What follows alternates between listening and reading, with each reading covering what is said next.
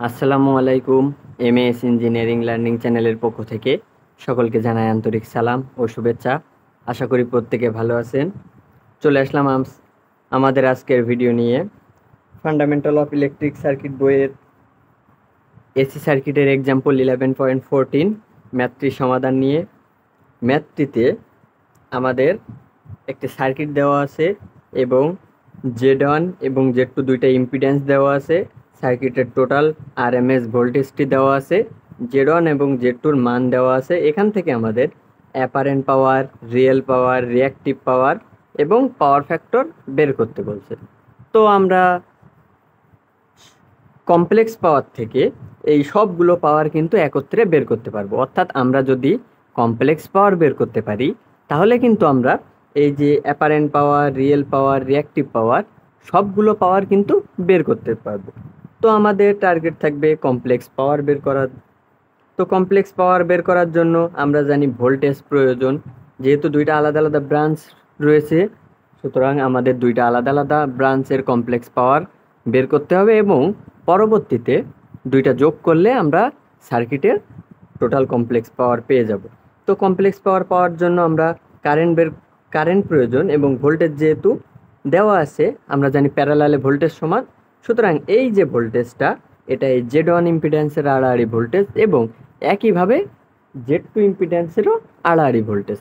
তো আমরা যদি I1 এবং I2 কারেন্ট বের করতে পারি তাহলে কিন্তু আমরা সহজেই কমপ্লেক্স পাওয়ারটি পেয়ে যাব। তো চলুন দেখে নিই কীভাবে আমরা সহজে ম্যাথটি সমাধান করতে পারি। তাহলে আমরা এখন Z1 এবং Z2 এর মান কি দেওয়া আছে সেটা লিখব।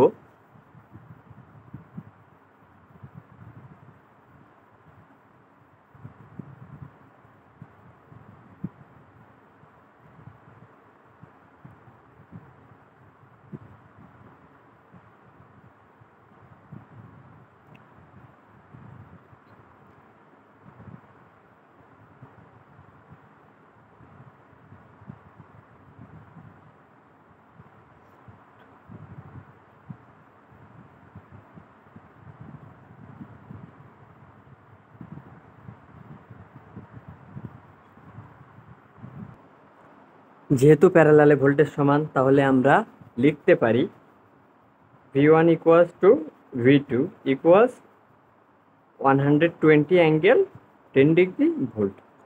তাহলে আমরা I1 এবং I2 কারেন্ট যদি পেয়ে যাই তাহলে কিন্তু ব্রাঞ্চের আলাদা আলাদা কমপ্লেক্স পাওয়ার পেয়ে যাব এবং ওখান থেকে আমরা সবগুলো পাওয়ার পেয়ে যাব। তাহলে আমরা I1 ইকুয়ালস টু কী লিখতে পারি?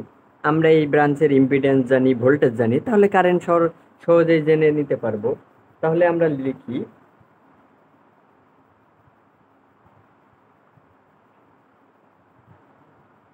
I1 equals to V1 divided by Z1। আমরা ওহমস ল অ্যাপ্লাই করলাম।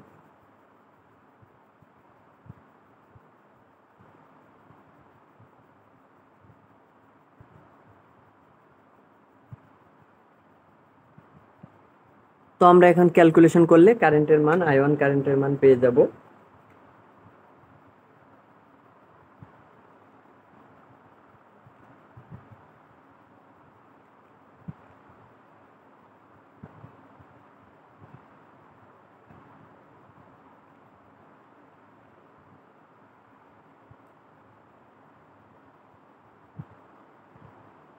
I1 এর মান পেলাম 2 অ্যাঙ্গেল 40 ডিগ্রি। তাহলে আমরা একইভাবে I2 এর মান বের করব।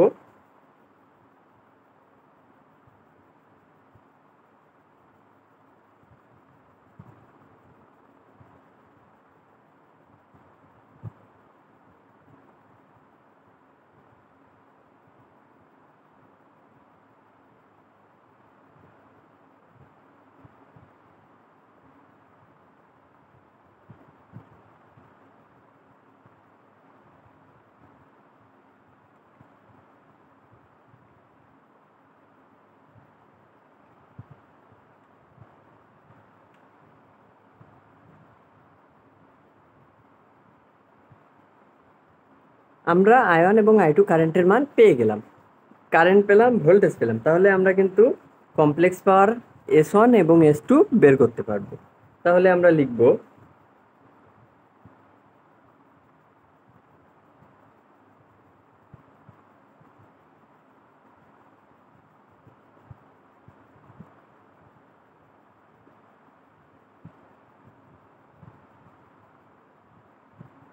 আমরা কমপ্লেক্স পাওয়ারের যে ফর্মুলা সেটাই আমরা এখানে ইউজ করব, অর্থাৎ ভিআরএমএস আইআরএমএস কনজুগেট। তো এখানে ভিআরএমএস এর মান বসিয়ে দিই, আইআরএমএস অর্থাৎ আই1 আরএমএস,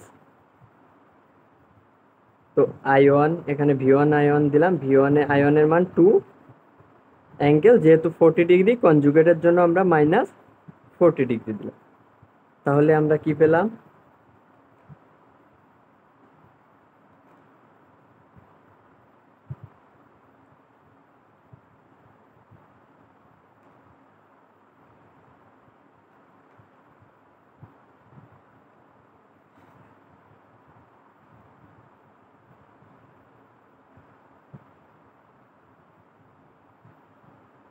আমরা কমপ্লেক্স পাওয়ার পেয়ে গেলাম।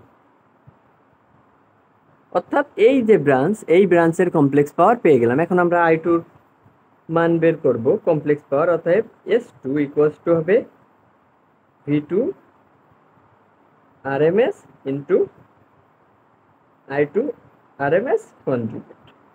তাহলে এখানে ভোল্টেজ সেম,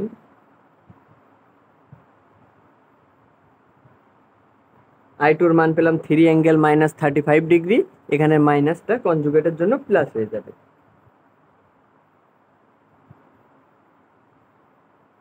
তাহলে S2 এর মান হচ্ছে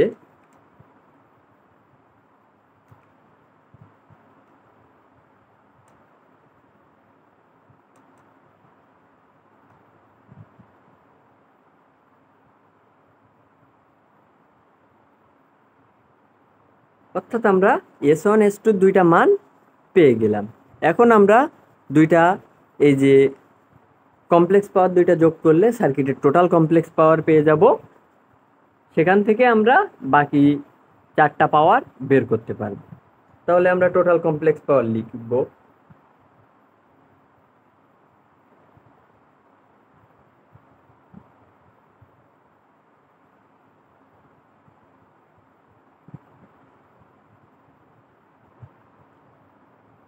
S1 প্লাস S2, জাস্ট দুইটা যোগ করে দেব।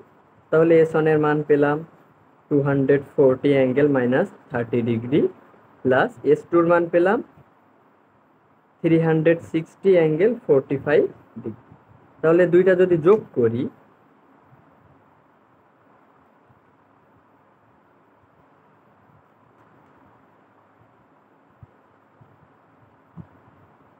(481.58 অ্যাঙ্গেল 60.22 VA। এটাকে যদি আমরা রেক্ট্যাঙ্গুলার ফর্মে রাখি তাহলে কি আসে,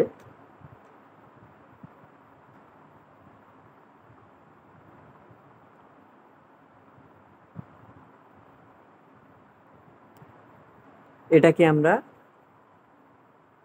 রেক্ট্যাঙ্গুলার ফর্মে নিলে এটার মান আসতেছে 462.41 প্লাস জি অফ 134.52 VA। এখান থেকে কিন্তু আমরা যে 4টা পাওয়ার বের করতে বলছে সবগুলো কিন্তু অলরেডি আমরা পেয়ে গেছি। তাহলে আমাদের প্রথম কি বলছে, অ্যাপারেন্ট পাওয়ার। তাহলে লিখব অ্যাপারেন্ট পাওয়ার।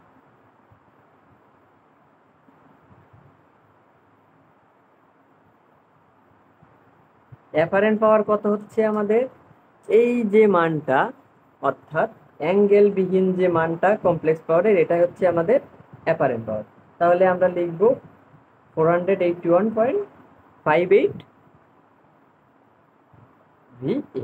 অ্যাপারেন্ট পাওয়ার পেয়ে গেলাম। এখন রিয়েল পাওয়ার, তাহলে আমরা কি হবে, রিয়েল পাওয়ার জানি আমরা রিয়েল পাওয়ার কত, এই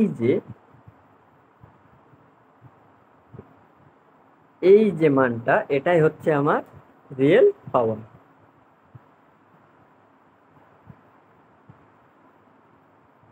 তো আমাদের রিয়েল পাওয়ার এখানে 462.4, 462.41 ওয়াট। সি নম্বরে কি বলছে, রিঅ্যাক্টিভ পাওয়ার। তাহলে আমরা লিখি রিঅ্যাক্টিভ পাওয়ার কত, এখানে এই যে মানটা, এটা হচ্ছে আমাদের রিঅ্যাক্টিভ পাওয়ার। তো এখানে রিঅ্যাক্টিভ পাওয়ার 134.52 VAR, অর্থাৎ আমরা এই যে কমপ্লেক্স পাওয়ার বের করে এখান থেকে সবগুলো পাওয়ার বের করে ফেললাম। এখন আমাদের ডি নম্বরে কি বলছে? ডি নম্বরে বলছে পাওয়ার ফ্যাক্টর। তো আমরা পাওয়ার ফ্যাক্টর সমান কি জানি? Cos theta. এখন থিটাটা কোনটা? ভোল্টেজ এবং কারেন্টের মধ্যবর্তী যে অ্যাঙ্গেল, সেটাই হচ্ছে আমাদের পাওয়ার ফ্যাক্টর অ্যাঙ্গেল। এবং আমরা আবার একটা সূত্র জানি, সেটা হচ্ছে পাওয়ার ফ্যাক্টর পি সমান এস কস থিটা। এখান থেকে আমরা কস থিটার মান বের করতে পারি, সেটাই হবে আমাদের পাওয়ার ফ্যাক্টর। তাহলে আমরা ওই সূত্রটা এখানে লিখব, P equals to S cos theta, বা কস থিটা সমান আমরা কি লিখতে পারি? P divided by S. পির মান হচ্ছে আমাদের রিয়েল পাওয়ার, যেটা হচ্ছে 462.41। এস হচ্ছে আমাদের কমপ্লেক্স পাওয়ার, 481.58। তাহলে আমরা এটাকে যদি ক্যালকুলেশন করি এখন,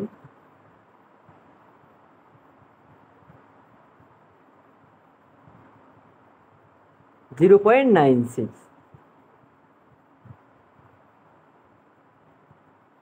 এখন এটা কি হবে?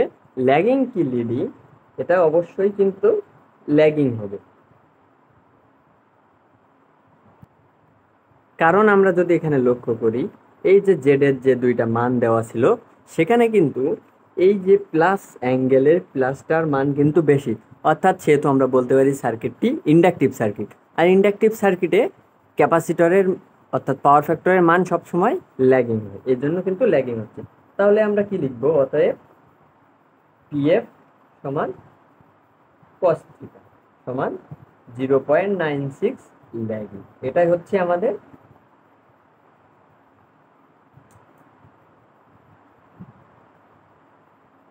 অ্যান্সার। আমরা কিন্তু অ্যান্সার পেয়ে গেলাম। অর্থাৎ আমরা কি করলাম? আমাদের জেড এর মান দেওয়া আছে, ভোল্টেজ দেওয়া আছে, ওখান থেকে কারেন্ট বের করলাম। সেখান থেকে আমরা প্রত্যেকটা ব্রাঞ্চের আলাদা আলাদা কমপ্লেক্স পাওয়ার বের করলাম, সেখান থেকে সবগুলো যোগ করে টোটাল কমপ্লেক্স পাওয়ার বের করলাম, এবং এই টোটাল কমপ্লেক্স পাওয়ার থেকে apparent power, real power, reactive power এবং পাওয়ার ফ্যাক্টর বের করে ফেললাম। সহজেই কিন্তু আমরা ম্যাথটা সমাধান করতে পারলাম। আশা করি ম্যাথটি সকলে বুঝতে পারছেন। এরপরেও যদি কারো কোথাও বুঝতে অসুবিধা থাকে অবশ্যই কমেন্ট করবেন। ভিডিওটি ভালো লাগলে শেয়ার করবেন। ধন্যবাদ সবাইকে।